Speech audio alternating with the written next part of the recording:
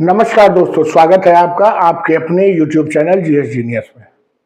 जैसा कि आप स्क्रीन पर देख रहे हैं, conflict between Tamil and Hindi depends as Stalin presented budget 2025-2026।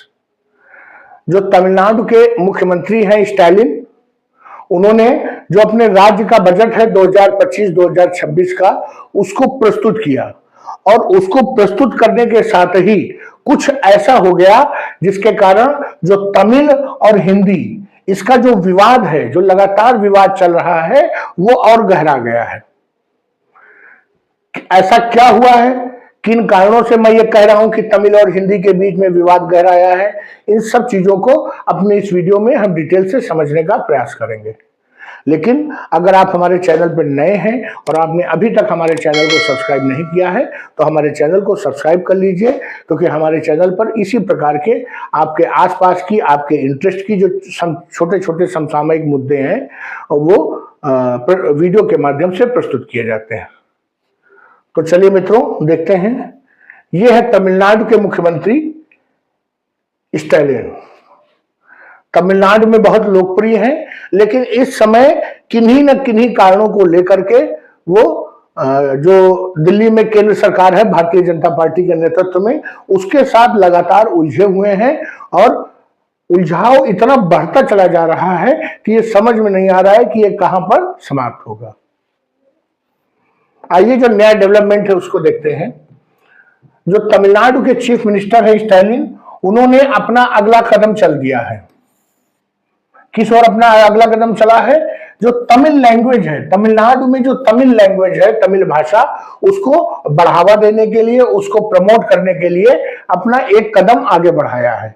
क्या कदम आगे बढ़ाया है? तो उन्होंने एक अपना लोगो नया निकाला है और उस लोगो का इस्तेमाल किया है जो राज्य का बजट उन्होंने प्रस्तुत किया है वर्ष 2025-26 का।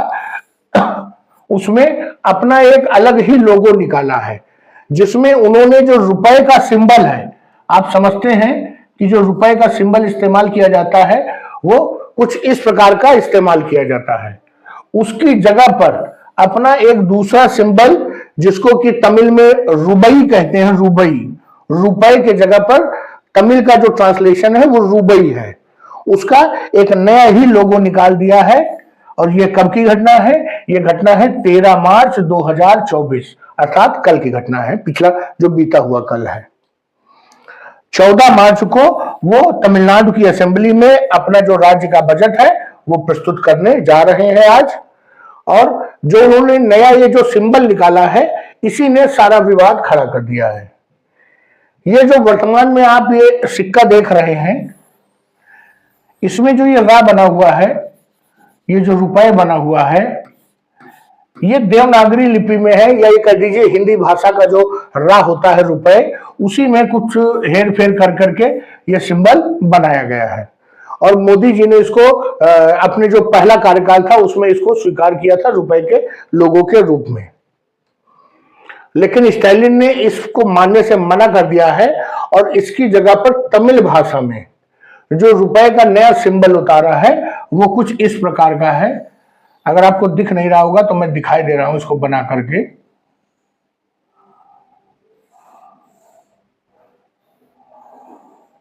कुछ इस प्रकार का सिंबल बनाया है। ये और कुछ नहीं है, ये जो रा होता है हिंदी का, देवनागरी लिपि का, उसी का तमिल वर्जन जो है ये इन्होंने उतारा है। किसी और राज्य ने ऐसा नहीं किया, जबकि दक्षिण में और भी राज्य ऐसे हैं जो हिंदी का विरोध करते हैं, चाहे वो तेलंगाना हो, आंध्र प्रदेश हो, केरल हो, कर्नाटक हो, लेकिन किसी और राज्य ने ऐसा नहीं किया है। चूंकि उन्होंने कुछ ऐसा अलग किया है तो स्वाभाविक रूप से विवाद का जन्म तो होना ही था। उन्होंने अपना जो एक्स पेज है, जिसको कि पहले ट्विटर हैंडल कहते थे, उस पर जो है चीफ मिनिस्टर ऑफ तमिलनाडु का जो एक्स पेज है उस पर अपने इस नए लोगों को शेयर किया है और यह भी घोषणा कर दी है कि बजट में हम या तो रुपीज लिखेंगे जो इंग्लिश कॉपी होगी, और नहीं तो जो तमिल कॉपी होगी उसमें वो जो रुपए का वो वाला सिंबल नहीं यूज करेंगे, नया जो तमिल सिंबल है इसको यूज करेंगे।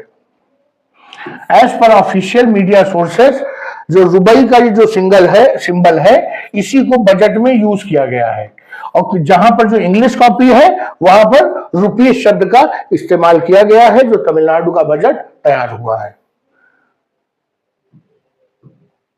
जो तमिलनाडु के चीफ मिनिस्टर हैं उन्होंने इच्छा जाहिर की थी कि हम रुपए का एक नया लोगो डिजाइन करेंगे, और जब सरकार की एजेंसीज ने उनको, जो वित्त विभाग है उन्होंने उनको नए नए डिजाइन भेजे, तो उसमें से उन्होंने इस वाले डिजाइन को अप्रूवल दे दिया, और अप्रूवल देने के साथ ही उन्होंने अपने जो एक्स हैंडल पर इसको जो है शेयर किया, और यहीं से विवाद का जन्म हो गया।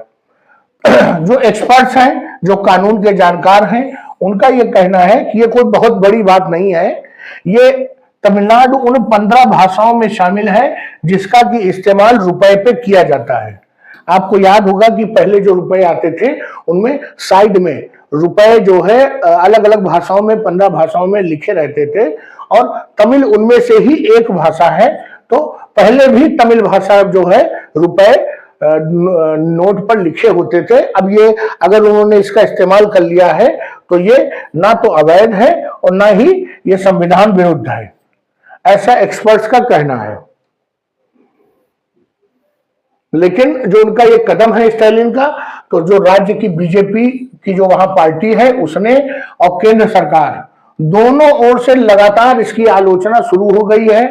और इसके पहले भी जो तमिलनाडु के सीएम हैं वो केंद्र सरकार के कई मंत्रियों के साथ, कई केंद्रीय मंत्रियों के साथ जो नई शिक्षा नीति है उसको, उसके इम्प्लीमेंटेशन को लेकर के और उसकी शर्तों को, उसके प्रावधानों को लेकर के कई मंत्रियों के साथ उलझ चुके हैं, उनके साथ बहस कर चुके हैं, लेटरबाजी भी हो चुकी है। अब ये नया विवाद खड़ा हो गया है।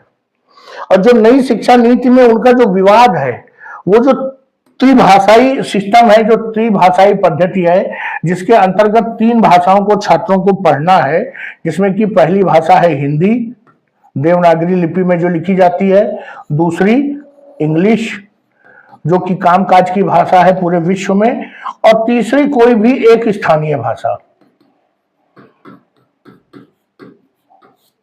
यहां पर ऐसा प्रतीत होता है कि जो ये स्थानीय भाषा है इसको एक महत्व कम दिया गया है, उसको जो है उतना महत्व नहीं दिया गया जितना हिंदी या इंग्लिश को दिया गया है। यहीं से सारा विवाद शुरू होता है। उनका यह कहना है, तमिलनाडु के लोगों का या तमिल के जो ये मुख्यमंत्री हैं, इनका कहना है कि तमिलनाडु के ऊपर हिंदी जबरदस्ती थोपी जा रही है। हिंदी पढ़ाने की तमिलनाडु में कोई आवश्यकता नहीं है। राज्य में जो कामकाज की भाषा है वहां पर तमिल स्वीकार्य है, और अगर उनके छात्र विदेशों में कहीं जाते हैं तो वो इंग्लिश का प्रयोग करेंगे, उनको हिंदी सीखने की कोई जरूरत नहीं है।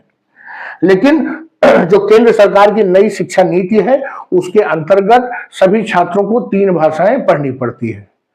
विवाद और एक जगह से खड़ा होता है कि जो हिंदी भाषाई क्षेत्र है, जैसे कि उत्तर प्रदेश, बिहार, दिल्ली, राजस्थान, मध्य प्रदेश, इन जगहों पर तीसरी भाषा कौन सी होगी? एक हिंदी हो गई, एक इंग्लिश हो गई। तो चूंकि यहाँ की कोई ऐसी स्थानीय भाषा है ही नहीं जो इस प्रकार से पढ़ी जाए, तो वो तीसरी भाषा के रूप में संस्कृत को ऑप्ट करते हैं। जो दक्षिण के राज्य हैं उनका कहना है कि जब उत्तर के जो छात्र हैं, उत्तर भारत के छात्र, वो जब तमिल नहीं सीखना चाहते तो हम उनकी हिंदी को क्यों सीखें? यही विवाद है जो स्टालिन अर्थात जो तमिलनाडु के मुख्यमंत्री और केंद्र सरकार के बीच में है। अब उस विवाद को और बढ़ा करके अलग अलग जो उसकी शाखाएं हैं विवाद की, वो बढ़ रही हैं। अब वो वित्त क्षेत्र में भी प्रवेश कर चुकी हैं। हमारी वित्त मंत्री हैं निर्मला सीतारमण जी, उन्होंने भी स्टालिन के इस कदम की आलोचना की है, और उन्होंने कहा है कि ये पूरी तरह से अनावश्यक कदम है, और इसको उठाने से, अलग सिंबल यूज करने से एक जो विभाजनकारी प्रवृत्ति है उसका जन्म हो रहा है। और ये दिख रहा है कि जो स्टालिन है वो पूरे देश के साथ नहीं है, वो अपने आप को या तमिलनाडु को देश से अलग मानते हैं। तो इस प्रकार से ये जो तमिलनाडु और केंद्र के बीच में जो लगातार कॉन्फ्लिक्ट चल रहा है वो समाप्त होने का नाम नहीं ले रहा है। आने वाले दिनों में अभी ये जो गतिरोध है वो बढ़ता रहेगा और जो भी इस पर नई नई जो अपडेट्स आएंगी वो मैं आपको वीडियो के माध्यम से आपके समक्ष प्रस्तुत करता रहूंगा। तो चलिए मित्रों, वीडियो को यहीं समाप्त करते हैं। अगर आपको हमारा ये प्रेजेंटेशन वो अच्छा लगा हो तो वीडियो को लाइक करिए, चैनल को सब्सक्राइब करिए। धन्यवाद।